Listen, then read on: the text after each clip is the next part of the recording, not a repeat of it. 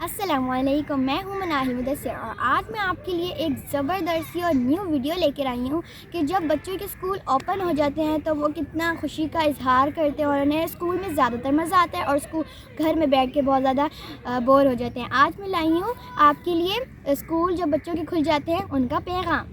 कल जो स्कूल लग रहे हैं मुझे बहुत खुशी है। बहुत बोर होते थे, स्कूल छोड़ देते थे तो फिर स्कूल लगने में मुझे बहुत खुशी है।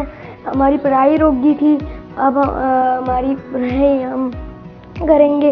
हम दोस्तों मैं पढ़ाई भी करूँगा अपने फ्रेंड्स के साथ और खेलूँगा भी। प्ले ग्रुप नहीं, वो तो लाहौर में है प्ले ग्रुप। इधर के स्कूल तो मुझे बिल्कुल नहीं पसंद। कल से स्कूल खुल रहे हैं, मुझे बहुत खुशी है।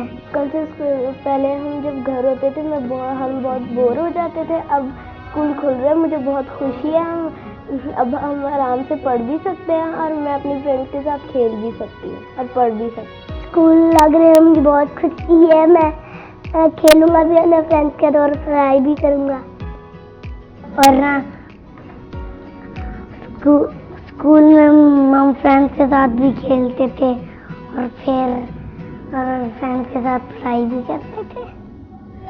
खेलूंगा भी रान के साथ।